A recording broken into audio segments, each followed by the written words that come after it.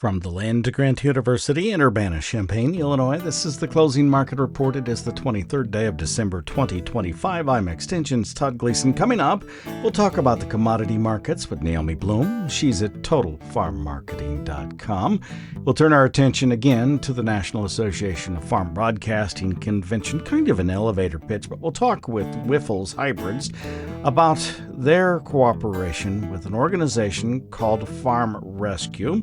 I think you'll find that of interest, and then we'll turn our attention to the agricultural energies with Dan O'Brien at Kansas State University before we talk with Don Day at Day Weather in Cheyenne, Wyoming on this Wednesday edition of the Closing Market Report from Illinois Public Media.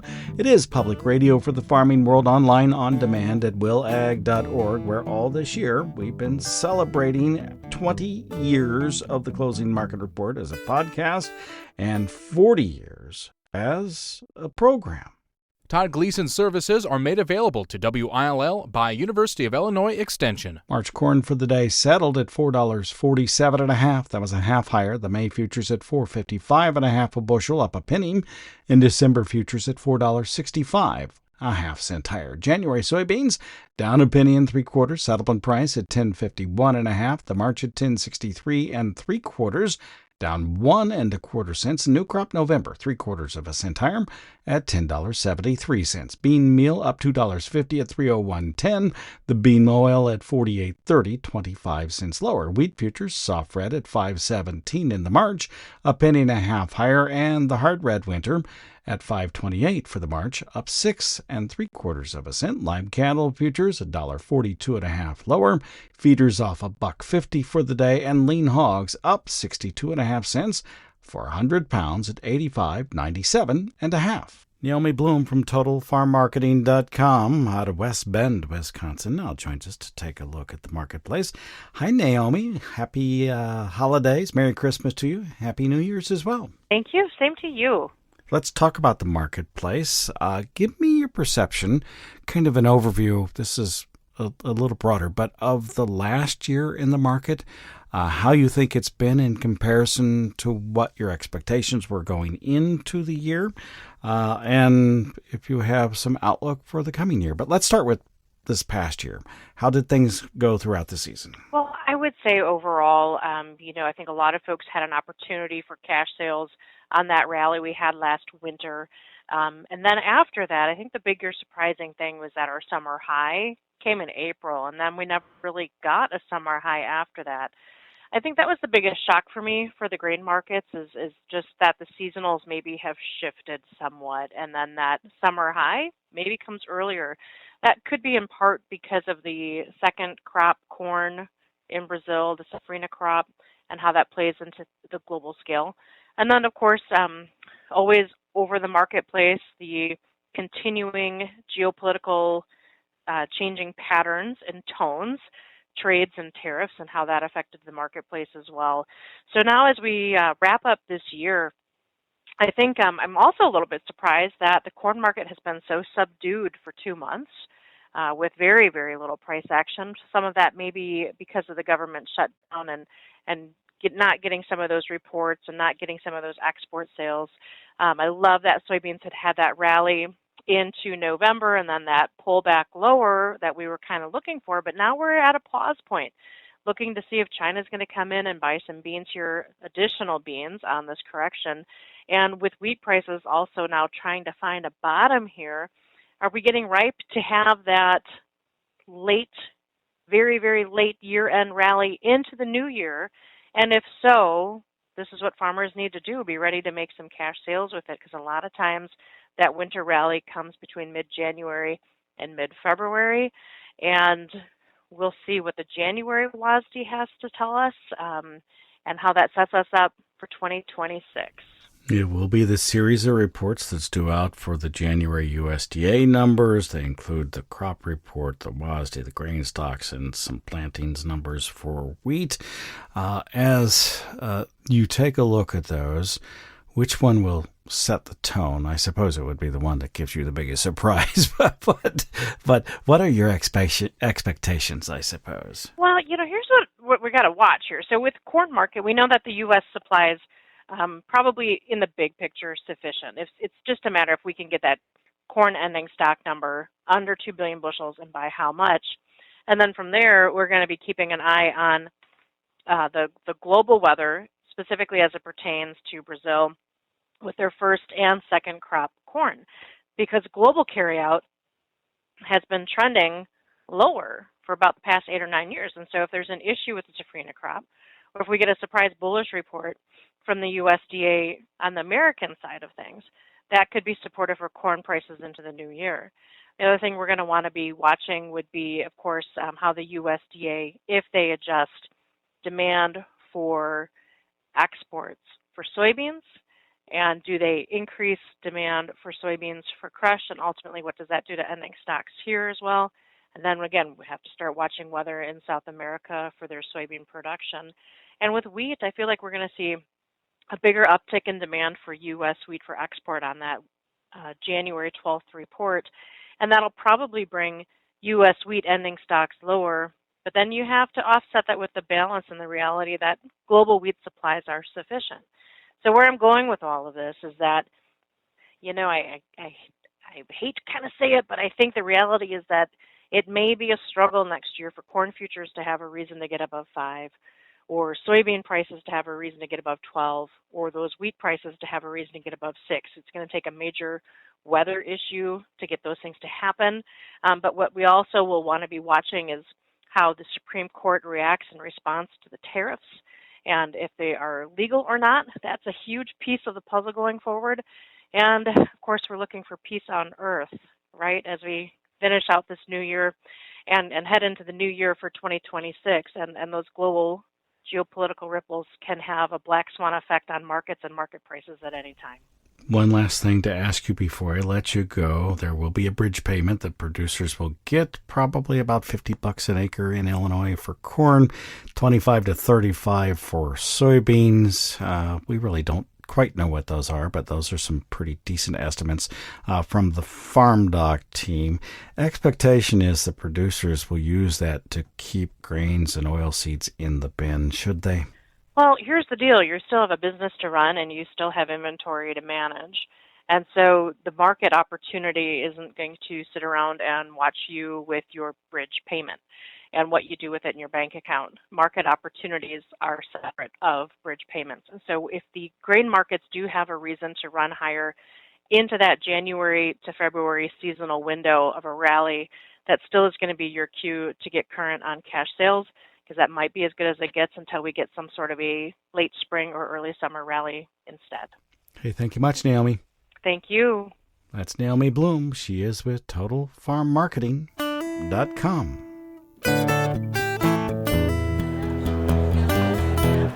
I'm University of Illinois Extension's Todd Gleason. We're now joined by Robbie Meeker here at the National Association of Farm Broadcasting Convention in Kansas City, taking place in the month of November.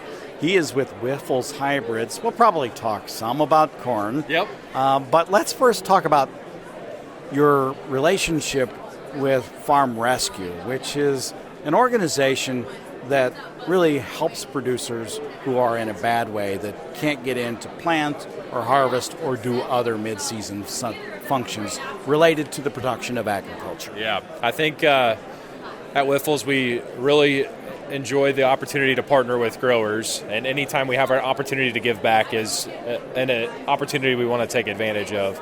And I think Farm Rescue offers that in a way for a very unconventional circumstance for growers that can arise. It's a way to just help out and help them survive whatever that challenge brings forth.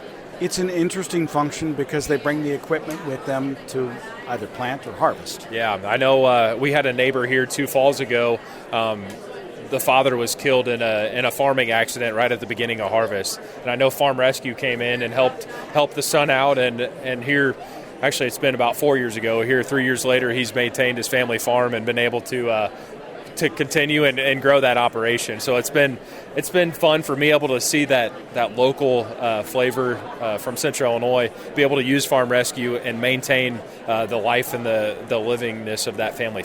So clearly you are involved with the Farm Rescue side of this. How is it that Wyffels helps to identify farmers? How is it that Wyffels is working with Farm Rescue over time? Yeah, I think just being really connected in the field and connected with a lot of operations. If we have a customer, we have a neighbor, we have a friend that's in need, we're a liaison, I guess, to be able to connect them with Farm Rescue and just allow them to bring forth their services to help out families of need. Thank you much. I appreciate it. You bet. Thanks, Todd. Bobby Meeker is with Wyffels. We're here at the National Association of Farm Broadcasting Convention in Kansas City. I'm Extension's Todd Gleason. Let's check in on the agricultural energies market now with Dan O'Brien. He's at Kansas State University with Extension. Thank you, Dan, for being with us. I hope you're ready for the holidays. Looking forward to it. It'll be great. Let's get right down to it. Are ethanol plants profitable at this point? Yes. Given the numbers out of a representative Iowa plant, it looks like the December break even, looking at the first 2 weeks of the month, about $1.49 per gallon of ethanol. The actual ethanol price is about $1.66. So, it's about 17 cents profitability. And these numbers don't take into account what's anticipated to happen as we get past the first of the year to go into the full usage of 45Z regulations, the potential for carbon capture, et cetera. So if we're showing profitability of 17 cents on a representative ethanol plant at this time, before a lot of these other revenue streams come in, then that'll be all that much more of a profitable situation, and really probably have longer term consequences on no doubt on corn usage in the United States, profitability of corn usage as money gets passed on down to farmers, and the crop mix. I understand it at Scott Irwin from there at University of Illinois has been discussing some of the overall impacts. Todd, what was he saying at a recent conference that y'all had? Sure. The Farm Assets Conference took place on the 12th of December, and some of that, only about 6 minutes of it, has aired thus far on the radio station. However, in the closing market report Friday, the whole 50 minutes will be there, everything that he actually said during his presentation. There wasn't a lot about the 45Z. Well, there was a lot about 45Z, but much of it focused on soybeans. That part which focused on ethanol was interesting. Scott had done the calculations, and he says he is 99.999% confident. Pretty confident. that beginning January 1st, that ethanol plants across the United States, just a plain old ethanol plant, will collect an 11 cent per gallon carbon sequestration investment, relatively speaking, or 45Z tax credit, just for being an ethanol plant. Now, if they happen to have a carbon pipeline or a way to sequester carbon, CCS, carbon capture and sequestration, then that number grows substantially. It's 94 cents per gallon, or about 3 times that, or nearly $3 a bushel that they buy in a tax credit. So I don't know whether you've been following up with some of the folks that you work with at NDSU. I know you do some monthly ag energy webinars with them on this issue. What are they telling you about the CCS and how that might change the landscape? As of the first week of December, David Ripplinger, again, a bioenergy economics expert, a specialist up there at NDSU, indicated that his estimate was that there were about 24 plants in the U.S. that were located close enough to carbon pipelines, newly established carbon pipelines, that they would be able to benefit directly from this higher payment that you're talking about. Total numbers, again, pulling from Renewable Fuels Association information, about 201 plants. So you can see, it looks like to me that this industry is probably in for some structural change with the strong profitability benefits of ethanol plants located near pipelines. Either they grow those plants and expand their area, and sometimes at the expense of their competitors, or new pipelines come about and the field gets leveled all that much more as more plants have access. So as we sit here in late 2025, it looks like that the ethanol industry, as we go on into 26, probably primed for some real change, some real structural adjustments based on who has access to some of these higher revenue streams associated with carbon pipelines or not. Yeah, so one other note that was made by Irwin during the presentation related to RINs, renewable identification numbers.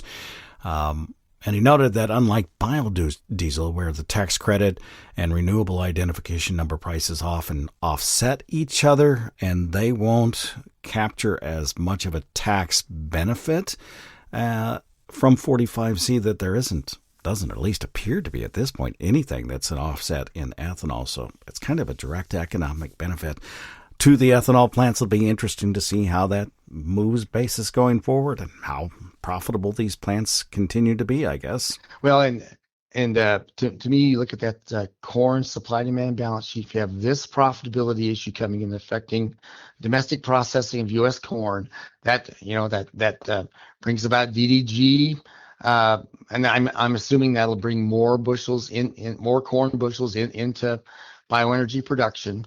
That'll affect the DDG market for livestock feeding and where that's located, particularly in the proximity of these most profitable plants, and probably puts us on a course for crowding out and competition with regard to whether U.S. corn will follow this profitability signal towards ethanol usage, or if we're able to keep up the pace of exports that we now have, much less livestock feeding. So interesting days ahead in 2026 for the corn and soybean markets, of course. And here these underlying demand issues are really subtle and yet powerful drivers. It does sound like a powerful driver, though, as you will admit, I think it is constrained by total capacity. Sure. And we run at 85% at this point? Is that correct? 85, 90, yeah. It just depends which set of USDA ERS numbers you look at.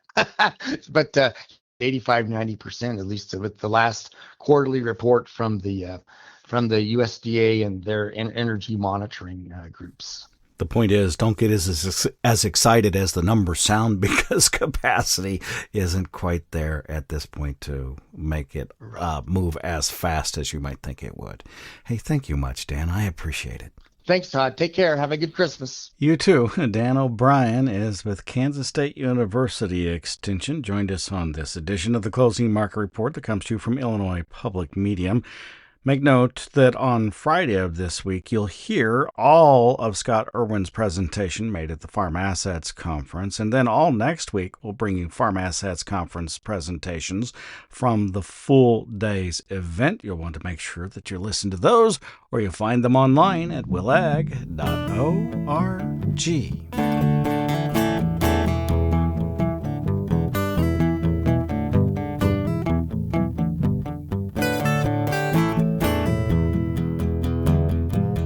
Let's take a look at the weather forecast now. Don Day is here. He is with Day Weather in Cheyenne, Wyoming.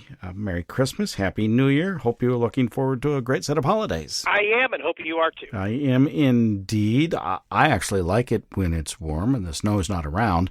Guess that's going to happen. But let's start, I think, in the Midwest, but we'll get to that in a moment. Let's start on the West Coast, where it just appears it's going to be a rough holiday week. It will be. There's a very large, very moist storm system. It's a little bit of an odd weather pattern, quite frankly, but it's good news for California in the sense it's going to bring significant snow to the Sierra Nevada, which will help out California snowpack. And there is going to be 3, 4, 5, 6 inches of rain falling in some parts of California. And this is a statewide event. This rain is also going to spread into Nevada, parts of Arizona, Utah, and will be a real shot in the arm in terms of some really good moisture. It's been a while since that part of the world has gotten some good precipitation, and they're going to get one. In the valley, will it provide helpful precipitation for crops that are grown there in California? Yeah, the Central Valley is, some parts of the Central Valley are under a flood watch, so maybe too much of a good thing. But in terms of getting rain, getting that snow in the mountains for later use, this is going to be a really big storm for them. So it is all about the snowpack. How about on the opposite side of the mountains, the eastern side, the side you're on? Do we have snowpack being generated there so far, and will that be helpful enough for the plain states and parts of the Dakotas? Well, it's really an interesting pattern because along and west of the Continental Divide is where just about all the moisture will fall, and it's going to be kind of a feast or famine for some of the central and northern Rockies snowpack. Some will get some help, some others won't. And then you get east of the Continental Divide, out across the plains, through the Midwest, and then across the south and southeastern parts of the United States. This Pacific storm is just pumping very mild air out ahead of it. So this is going to lead to this very warm stretch of weather through the course of Christmas week. The exception is going to be the Northeast. The far northeast part of the U.S. is going to have a white Christmas with some light snows in far northern areas of New England. Now, after Christmas weekend, in fact, as we get into Monday and Tuesday of next week, do expect a dip in temperatures. We're going to see a shot of Canadian air come in. So the week after Christmas is going to start off a lot colder for a lot of the Midwest and the upper plain states that are going to enjoy this thaw. But it looks as if that doesn't last all that long. Is that right? Maybe not. I will tell you this. What we're seeing on our weather charts is something that gives us extremely low confidence past 7 days, because I'll tell you this, we are going to see another really big buildup of extremely cold air in northwest Canada. Alaska is going to go through some severe cold, and we've got to keep an eye on that. That air mass can become unstable, and on a whim, the jet stream can decide to make a wiggle when we don't expect a wiggle. So we're confident to say that we've got some colder weather coming in early next week. But after that, let's take it one day at a time. Hey, thanks much, Don. I appreciate it. Thank you. You're welcome. Don Day is with Day Weather in Cheyenne, Wyoming. Joined us on this Tuesday edition of the Closing Market Report that comes to you from Illinois Public Media. It is public radio for the farming world. Now, starting today, now through January the 5th, that's Monday, we will not have agricultural programming on our home station, with the exception of the Closing Market Report and our Commodity Week programs, so be aware of that. And even those programs will be pre-taped. They'll be from the Farm Assets Conference. If you missed it and you'd like to hear it, most of it should be airing on the radio stations you're listening to right now, and or you can find it all up online at willag.org. That's WILLAG.org, or just look for the Closing Market Report in your favorite podcast application. You have a great winter break. I'm University of Illinois Extension's Todd Gleason.